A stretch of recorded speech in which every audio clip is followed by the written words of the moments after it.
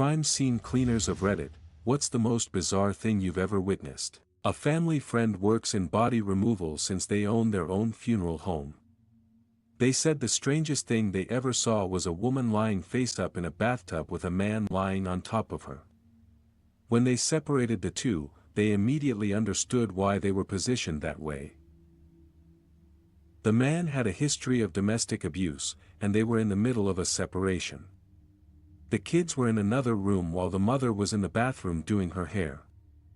The man came in, stabbed her several times, placed her body in the tub, put the knife in her hands, and then climbed on top of her before stabbing himself in the chest or abdomen, where he bled out. My friend said she'll never forget how heartbreaking and unusual it was, especially thinking about the children, who, thankfully, were asleep. I think it was the woman's mother who found them. I hate thinking about it, and I just hope that family has found some way to heal. I clean up places where people took their own lives, decomposition sites, where the person was dead for days or even weeks before being found, and crime scenes. You find the obvious things: sex toys, drug paraphernalia. I once found what might have been a fictional or maybe autobiographical diary about how this guy lost his testicles in an angle grinder accident. That same guy had a small metal pipe, like a one-hit marijuana pipe, along with some type of dried fruit, like cherries or small plums, hidden in a box in his closet. Was it like he was smoking it? I don't know. We know the drug world pretty well, and even we can't understand that shit. As many first responders have already pointed out, the number of brain and skull fragments left is much greater than you imagine. Shit, they'll leave eyes behind. I've seen more than half a brain intact, skull fragments big enough to use as a bowl, teeth, you name it. They simply grab the largest part of the body and unfold. They're not going to spend an hour looking for all the trifles. That's why they pay us a lot of money. What I find strange is how many adults go to their parents' house to commit suicide. It's a little messy.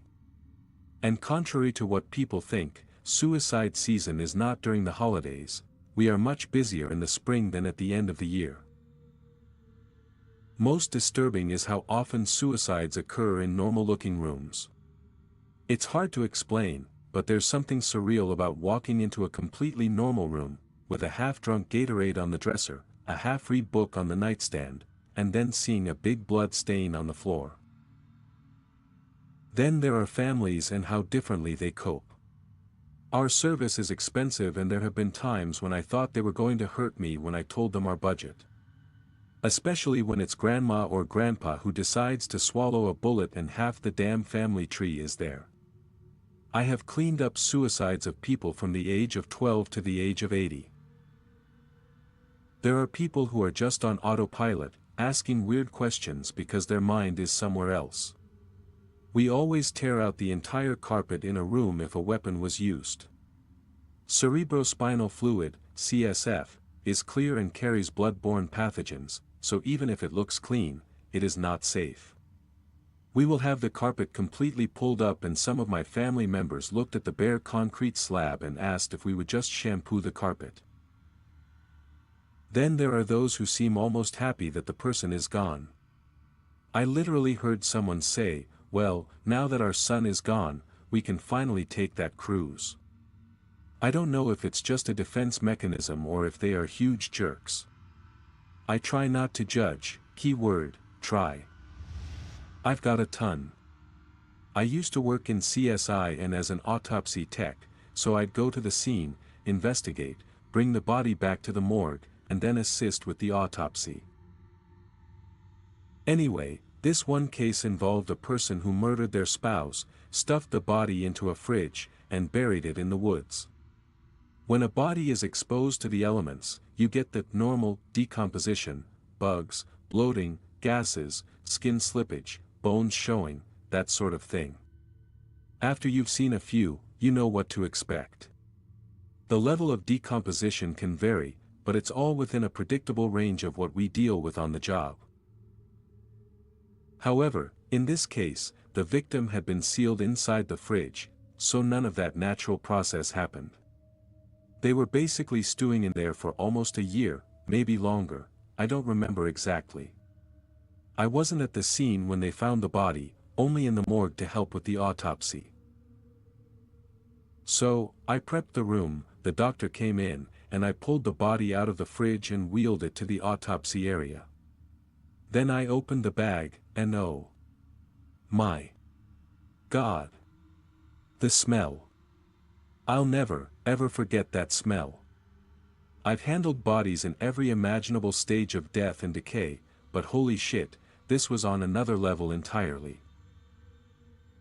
The morgue has HVAC systems, air filters, and fresheners, but none of that mattered. The stench cut through everything. It was so strong I gagged, which I had never done before, and almost threw up inside my mask. The doctor was struggling too, backing up and looking like they were about to faint. It was the purest, most concentrated, unbelievably pungent ammonia smell you could imagine. I'd never smelled anything like it in my entire career. If wine ages well, this smell did the exact opposite, it got worse with time. Way worse. The worst part? The smell stuck to us. No matter how much I scrubbed, it stayed on my skin for about a week. I can still smell it if I think about it long enough. And the texture of the body didn't help either, it was slick, wet, and slippery. Some of the ammonia-laced fluid splashed onto my arm because the long gloves only went up to my forearm, not all the way to my scrubs. It was, without question, the worst autopsy of my life. It took nearly 3 hours because we had to keep stopping for breaks, and the body was so fragile it made the work slow and difficult. It beat out every other case I'd ever handled, from horrific car crashes to bizarre suicides, even the one where a man had half his face eaten by rats and the rest of his body crawling with maggots and insects. If you're enjoying these stories, don't forget to subscribe for more. I've got a story about someone who literally launched their entrails all over a bathroom that was probably around 80 square feet.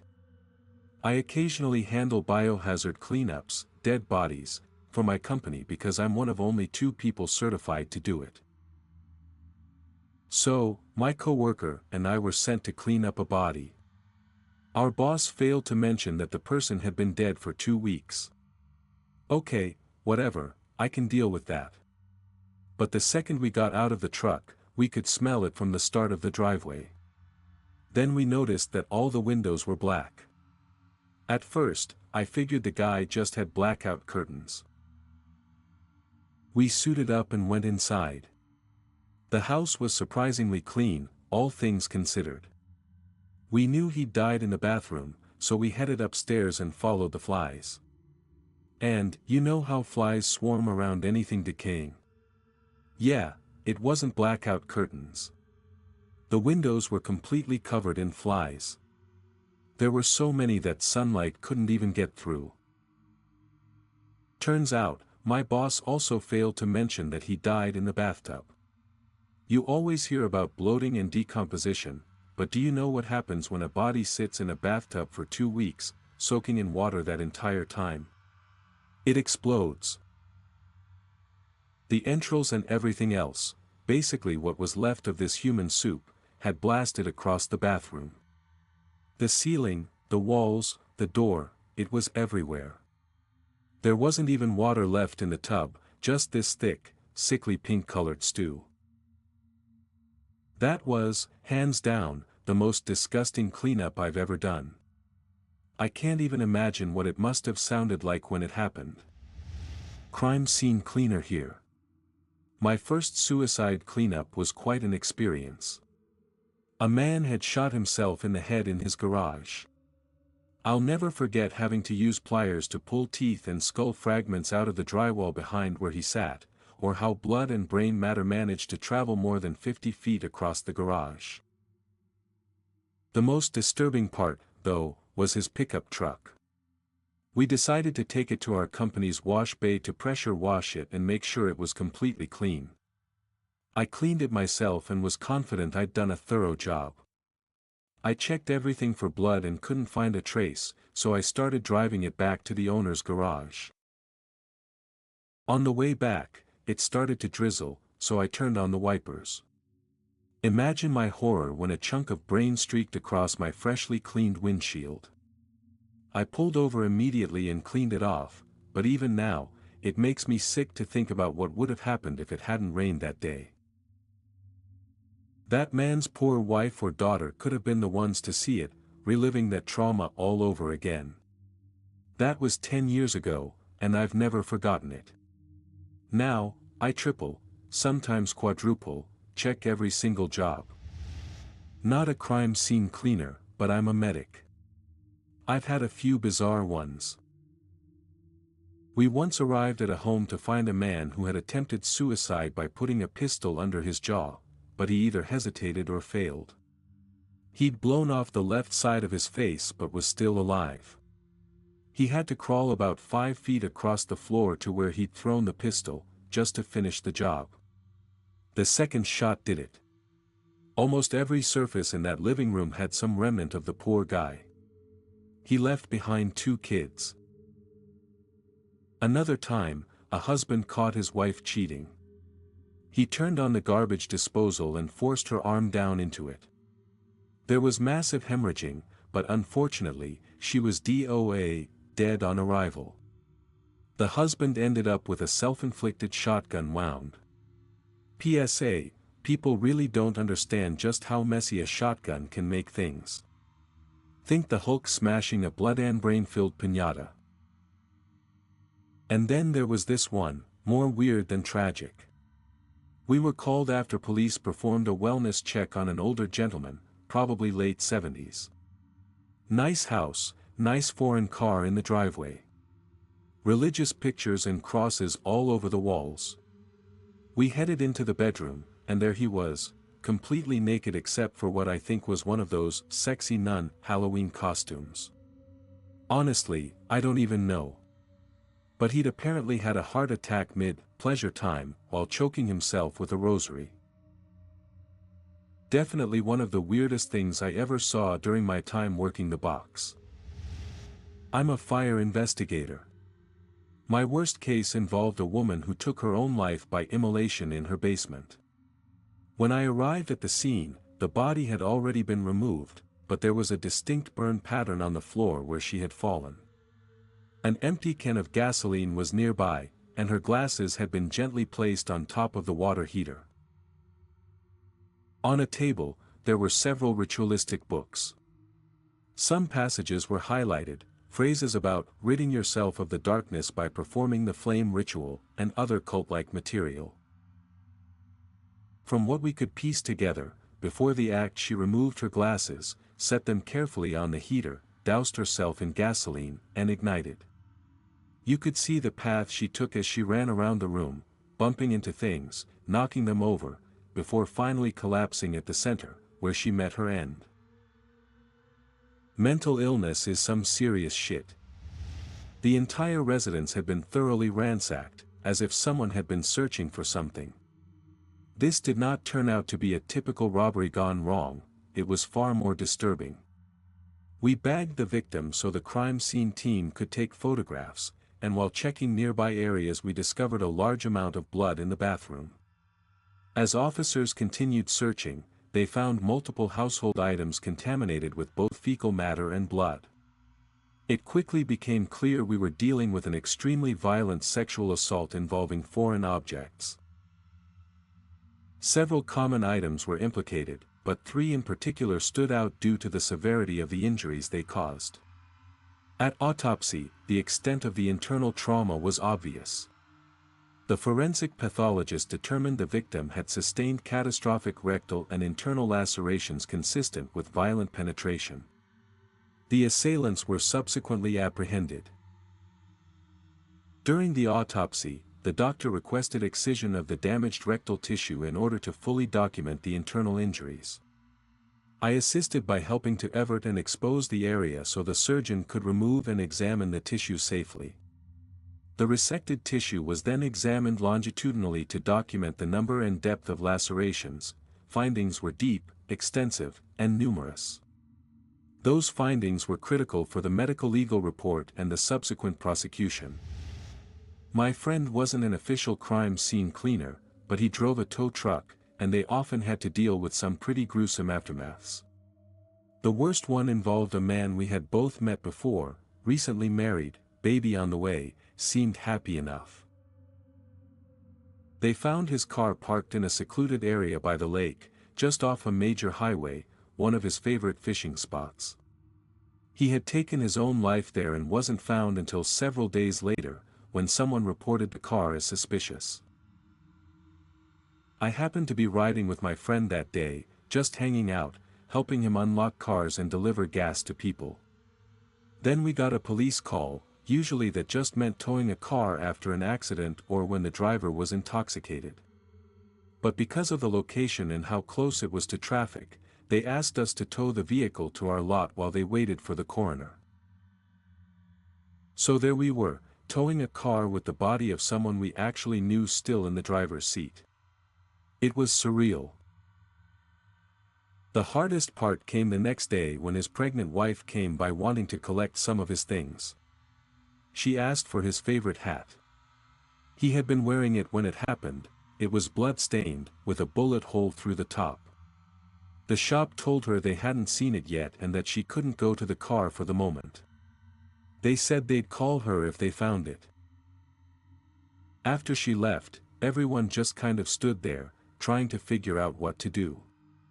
The hat looked new. She mentioned he'd gotten it that month for his birthday. So the guys tracked down the same hat at a local mall. A few of the shop techs even wore it around for a couple of days to make it look used. Then they gave it to her, saying they'd found it in the glove compartment or something like that. It didn't feel right to hand her a blood-soaked reminder of what had happened. She was so happy they'd found it.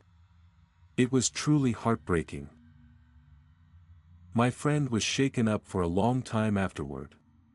He said it made him angry. He kept repeating how selfish taking your own life is.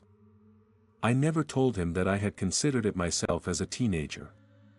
If I'd had access to a gun back then, it might have been me in that car. You just never know what people are carrying inside. I still hope his wife is doing okay. Edit: if his wife ever reads this, please understand that swapping the hat came from a place of love and compassion. Even though the people at the shop barely knew you, they didn't want you to endure more pain, they just wanted you to have something that brought you comfort. I hope that hat represents how much strangers cared for you and wanted the best for you. I also hope, with all my heart, that you're doing well. For anyone out there going through hell and feeling alone, I care. I know it's hard and exhausting, but I believe in you. Please reach out to the people you care about. And if you can't, message someone, even a stranger. You deserve a life full of peace, happiness, and love.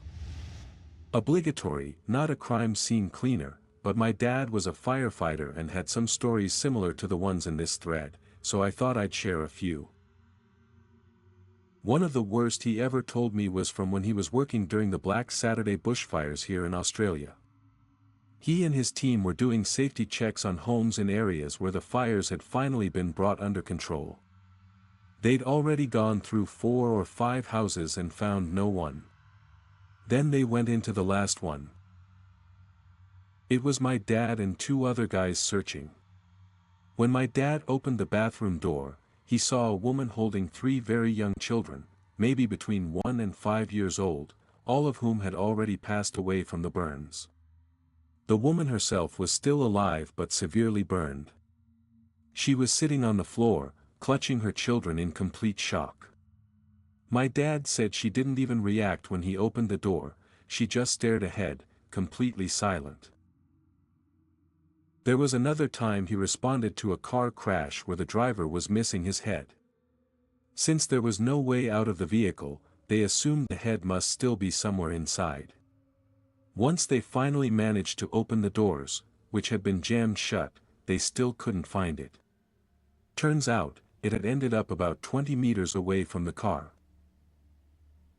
My dad said he never figured out how the man's head had been so cleanly severed or how it ended up that far from the wreck. His only theory was that maybe the door opened during the crash, and the guy was partially ejected right before impact, then the door slammed shut and caused the injury.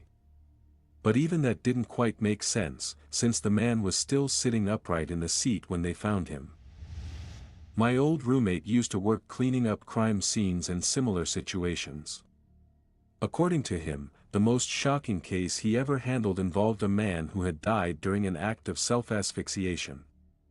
When rigor mortis set in, the man's muscles locked in place, which caused an extremely disturbing and unexpected scene for the cleanup crew. One of the newer workers on his team accidentally triggered a chain reaction that made the entire situation far messier than anyone could have anticipated. It was one of those things you can't unsee, shocking, absurd, and grim all at once. Surprisingly, that wasn't the case that made him quit.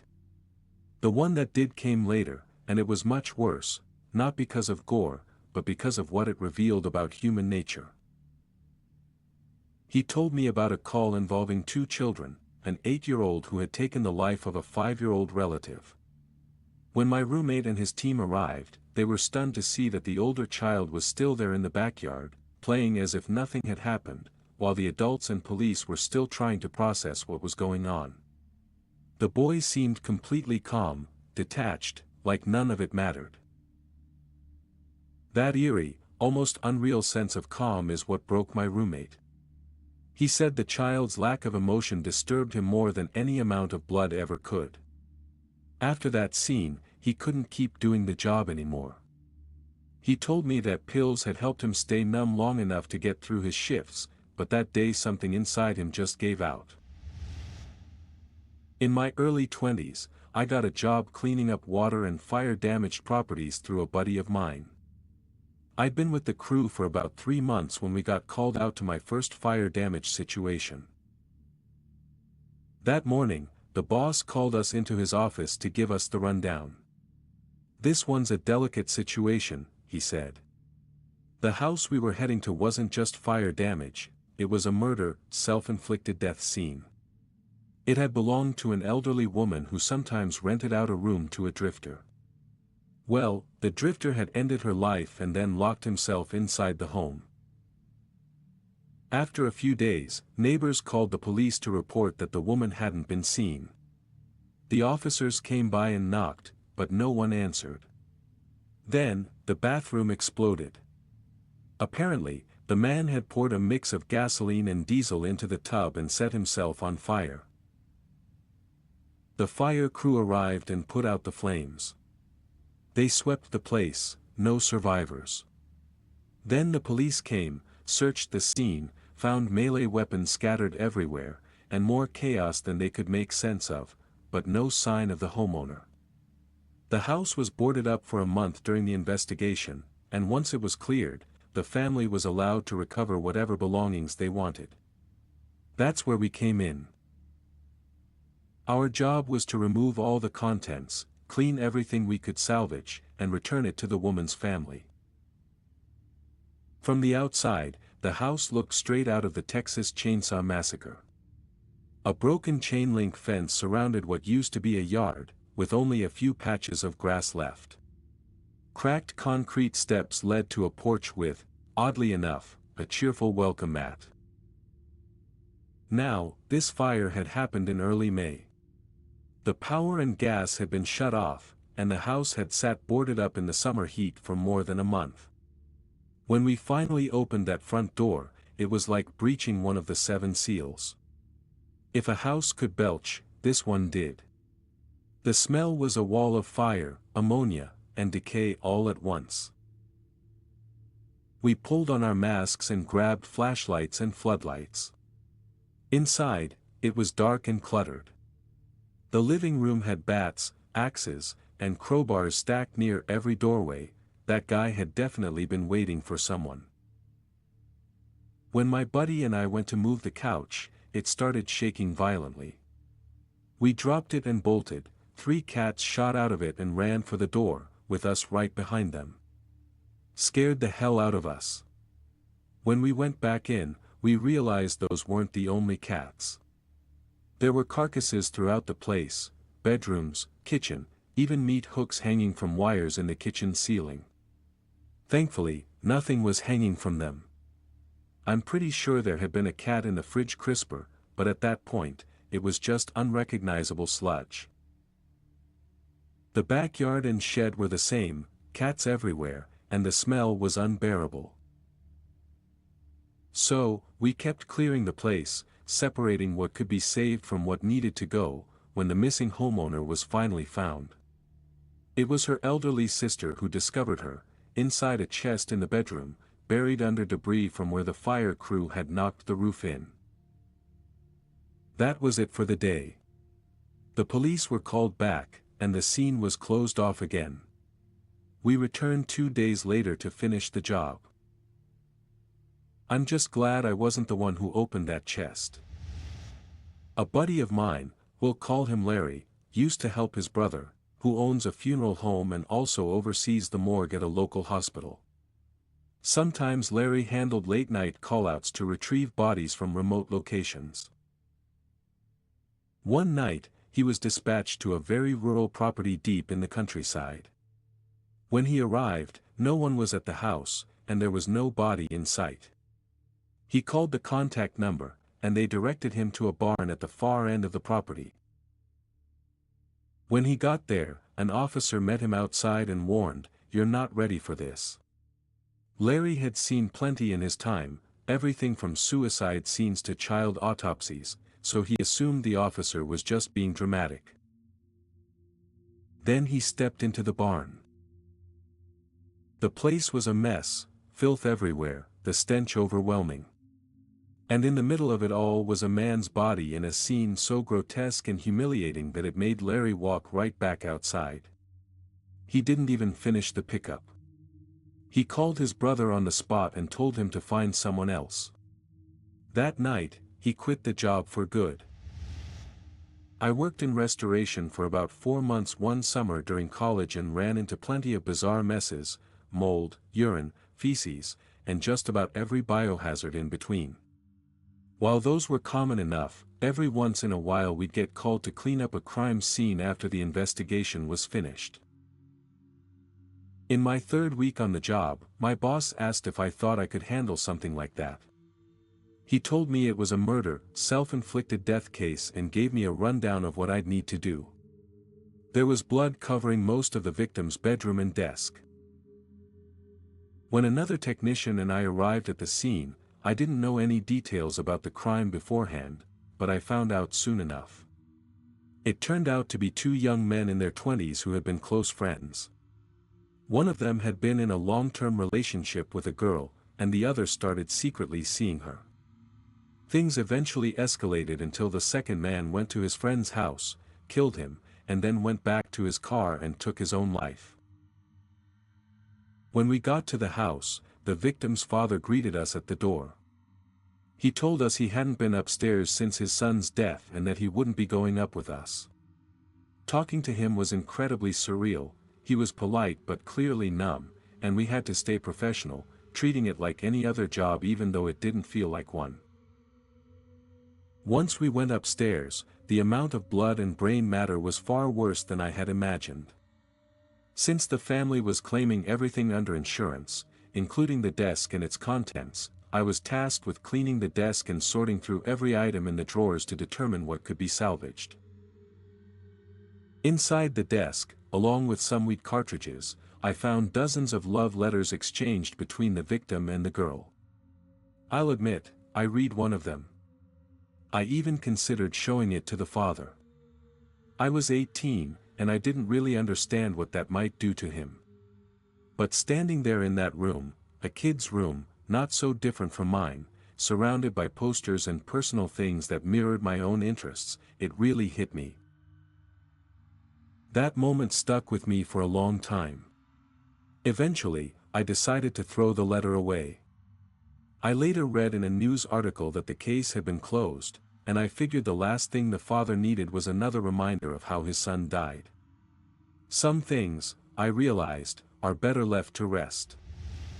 I used to do first calls in Portland, Oregon. For anyone unfamiliar, first calls are the people who represent a funeral home or mortuary and go to the place of death to pick up the deceased and transport them to the funeral home. I did that for a couple of years and collected a lot of stories, but there's one that stayed with me, not because of gore or shock value, but because of how human it was. First, some context. Oregon has something called death with dignity. Essentially, if you live in Oregon and have been diagnosed with a terminal illness, you can seek out a special doctor who prescribes a medication that allows you to pass on your own terms. It's also known as physician-assisted death. It was midday, summer of 2015. My partner and I arrived at a house in a quiet, artsy Portland suburb. We were greeted by a grief support volunteer who introduced us to the husband of the deceased, the man whose wife we were there to pick up. The volunteer spoke for him. That's something they often do when the family can't bring themselves to handle the details. We got our questions answered, the paperwork signed, and were then directed down the hallway to where she was. On the way, we passed walls lined with finger paintings, macaroni crafts, and framed family photos, a husband, a wife, and 2 little girls. Their names were written in crayon on the doors of their bedrooms, each decorated with stickers and hearts. In that short walk to the master bedroom, I felt like I got a glimpse into their lives, all the warmth, the laughter, the small moments that made this house a home. When we reached the room, she looked peaceful. From the medical equipment and prescription bottles, it was clear she hadn't been comfortable for a long time, but now she finally was. Her nails were painted bright colors, blues, pinks, and greens, and under a handmade flower crown, her hair was brushed and tinted with what looked like Kool-Aid or washable markers. I could almost picture her last makeover party with her daughters, sitting together on the bed, painting nails and doing hair, laughing and talking about how Mommy had a big day coming up. Maybe she told them she was going to live with their ancestors, something soft, something comforting. That call broke through me in a way no other ever had. Most of us in this line of work develop a kind of emotional callus, not out of cruelty, but survival. You stop seeing the dead as people, because if you don't, you can't do your job. But that day, I couldn't help it. I felt her humanity. I saw her life, her role as a mother, a partner, a person who loved deeply and was loved in return. If there's an afterlife, I hope I meet her again one day, under better circumstances. You'd think an experience like that would make me feel strongly one way or another about assisted death, but it didn't. I still don't have an opinion. All I know is that, for that family, for that woman, it seemed right. Peaceful. So this happened to my roommates and me. I won't go too deep into the details, but here's the outline. It's still a little long, sorry in advance. We had just moved into our new apartment when the landlord warned us that our upstairs neighbor, whose family had owned and lived in that unit for generations, had caused problems with previous tenants. Apparently, he was sensitive about noise and had filed a bunch of complaints over the years. The landlord said not to worry too much, since the neighbor was already in the process of being evicted by his own brother, who owned the building. Over the next couple of weeks, we had a few minor run-ins with him, things like, the TV's too loud, you're slamming doors, or you're doing laundry too late. Nothing major, but he always seemed tense. We tried to be considerate anyway. One weekend, my roommates and I went out of town. When we got back, we started noticing flies in the apartment. At first, we thought it was just because it was summer, but it got really bad. We'd kill groups of them, leave the apartment spotless, come back, and there'd be another swarm. It was disgusting.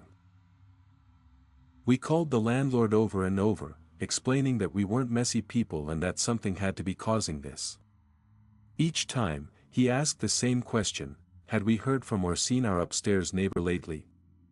He said the man was supposed to have moved out but that they couldn't legally enter without police involvement. That's when it hit me, I actually hadn't seen him in weeks. His staircase runs right alongside my window, and I used to see him going up and down almost daily. But lately, nothing. His windows had been left open in the same exact position for a long time too. Still, I didn't think anything morbid yet. A few weeks went by. Before heading out of town again, I deep cleaned the entire apartment. No trash, no food, no possible reason for flies. When I came back 3 days later, there were even more. I was furious. I called the landlord again and told him something had to be done immediately. He asked about the neighbor again and said they might have to involve the police if he wasn't responding. At that point, my roommate and I decided to check things out ourselves. Worst case, we figured, he'd yell at us to leave. So we started with the windows. Around the back of the building, we noticed one of them had a small crack. Could have been there before, we weren't sure. Then we moved to the side where his living room window was, just above ours. I climbed up the fence to get a better look. That's when I saw them, hundreds of flies trapped between the blinds and the window, swarming, trying to get out. My stomach dropped. Something was seriously wrong. We checked the front of his unit and noticed a pile of newspapers on the doorstep, at least 3 weeks' worth of Sunday editions. That was enough for us. We called the police. When the officers and EMTs arrived, they had to break in through a window because the landlord was too far away to bring a key. It turned out our neighbor had ended his life in the apartment, directly above my bedroom, the same weekend we had gone out of town. He'd even left a note. His body had been there for an entire month. One of the officers, probably without thinking, told me that if it had gone on a few more weeks, the body might have broken through the ceiling above my room. He realized immediately that it was an awful thing to say and apologized, but I could tell it was just the kind of dark desensitization that comes from seeing this stuff too often. It took me a long time to get over that. Knowing that someone had been right above me for weeks, and no one had noticed, it's something that stays with you. I never worked crime scenes, but I was in the Air Force and assigned to a crash team. A crash team is the group the base sends out when an aircraft goes down. We're responsible for salvaging any usable parts, guarding the site from looters, cleaning up hazardous materials, and keeping animals away from any human remains. In 1997, a B-1B bomber went down in Montana, killing all 4 crew members. For context, a B-1B is a massive $200 million aircraft, about 145 feet long with a wingspan of around 135 feet when fully extended. It was designed to fly extremely low and fast, sneaking under radar systems, stealth before stealth was really a thing. This particular jet was flying over a bombing range at about 400 miles per hour with its wings swept out. During a maneuver, one wingtip clipped the ground. The plane immediately tumbled end over end, disintegrating on impact. The pilots never had a chance to eject. The largest piece left was about the size of a car hood.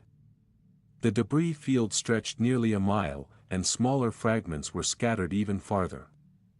The crash gouged a half-mile-long trench into the earth. I worked on weapons systems, and the B-1B carried an 84-station bomb rack. Out of all that equipment, only one bomb station was even remotely salvageable. The hardest part was the human side of it. I found a destroyed helmet that still had part of a head inside. Some of my buddies came across other remains, small pieces, scattered over the area. There wasn't much left of the crew, but we had to guard the site for several nights to keep coyotes and scavengers away. Oddly enough, the worst smell wasn't from the bodies, it was from the chemicals. The air was thick with the stench of hydraulic fluid, JP-8 jet fuel, and burning composite material. It made your eyes water. It was one of the most sobering experiences of my life. I still think about those pilots and their families. My ex's father ended his life in the backyard on Thanksgiving. He went outside just before we were about to sit down for dinner, and when he didn't come back, we started looking for him. Her mother was the one who found him. She came running back into the house screaming, a sound I'll never forget. Everyone began to rush toward the backyard, but I told them, go back inside. My ex said, I just want to see my dad, and I told her no. I still don't know why. It was like the words came from someone else. I wasn't thinking clearly, I was completely numb, but something in me just didn't want her last memory of her father to be that image. When I finally went outside, he was still alive, but barely. There was blood, and it was immediately clear he wouldn't survive. Her mother was shaking, trying to hold herself together while someone called 911. The police arrived quickly and handled the situation with quiet respect. He'd been a district attorney, well known and well liked in the community. After the body was taken, there were still remains left behind in the yard. I asked one of the officers if anyone would be coming to clean up, and he said no, not on a holiday. He told me that I could either leave it for the animals or take care of it myself. Then he handed me his gloves. I went back inside, silent, grabbed a trash bag, and returned to the yard. The air was cold, and sleet started to fall as I worked. The wind picked up, blowing leaves and debris across the yard, sticking to my clothes, my face. The ground had already begun to freeze, and I tried digging a small hole with my hands, not knowing what else to do. Then her brother-in-law came outside and silently joined me. Together we dug a shallow spot and buried the bag. We didn't say a word. When I went back inside, I washed my hands, cleaned myself up, and sat there in a daze. The weight of everything hit me all at once. We stayed together for a few more weeks, but I couldn't keep going. Every time I visited that house, I froze. Every time I tried to sleep, I heard her mother's scream. I eventually had a breakdown before I started to process any of it. It's strange, I didn't even know the man well. He didn't like me much, honestly. But that day, the grief, the chaos, the despair, it all stuck to me. Even now, years later, I still feel it. And to that family, even though they'll never read this, I'm sorry if I overstepped. I was acting purely on instinct, thinking I was protecting everyone. Maybe it wasn't my place. Maybe I did the wrong thing. But in that moment, I truly believed I could carry what they shouldn't have to see. Would you like me to reformat this next into a Reddit-style narrative, more flowing, natural for a story? My husband once witnessed a horrific car crash. It happened at an intersection where a busy road meets another with just a single traffic light. A sedan ran the red light and was T-boned by a large truck. The impact was so violent that it knocked out the streetlight, leaving the entire area in near darkness. The truck driver immediately called 911. My husband pulled his car up close to the wreck so they could use his headlights to illuminate the scene. It appeared to be a family of 3, a mother and 2 small children. The mother was hysterical, pinned in the driver's seat, crying and asking where her babies were. My husband tried to calm her down until the first responders arrived. The EMTs and police got there quickly. They managed to get the woman out of the car, and while she was in shock, she kept repeating that she had to find her children. From what they could see, Both kids in the back seat were already gone. Then one of the officers asked her how many people had been in the car, since there was a large hole in the windshield. Through her tears, she said 4, herself and her 3 children. That's when everyone realized there was still a missing baby. The responders started searching the area, checking around and under the vehicles. My husband said he'll never forget the look on the firefighter's face when he finally stood up. He didn't even have to say anything. They had found the baby under one of the cars. From what we later learned, it's likely the baby had been in one of the other children's arms when the crash happened. The force of the impact must have thrown the infant through the windshield and under the vehicle. My husband doesn't like to talk about it much. He remembers the sounds, the screaming, the chaos, and that haunting moment when they realized there had been one more child all along. I worked as a crime scene cleaner once, and the job that's always stuck with me was what's known as an unattended death, meaning the person had passed away and wasn't found for several weeks. I never learned the exact cause of death, but it was clear he had been living an extremely unhealthy life. He was a hoarder, an alcoholic, a heavy smoker, and he had at least one cat. His ground-level apartment was packed from floor to ceiling with trash, mostly empty bottles of E&J brandy, cat food tins, and all sorts of debris. The only space you could initially step into was a small area just inside the door. The piles of garbage were neck-high. Most of the liquor bottles weren't even empty, they'd been used as makeshift containers for urine. To the left of the entrance was a couch facing the TV, surrounded by mountains of trash. There was a newer television sitting in front of an older, broken one, just left there. Cigarette butts and ash covered nearly every surface. The smell was indescribable, worse than anything you can imagine or will likely ever experience. The couch was the worst part.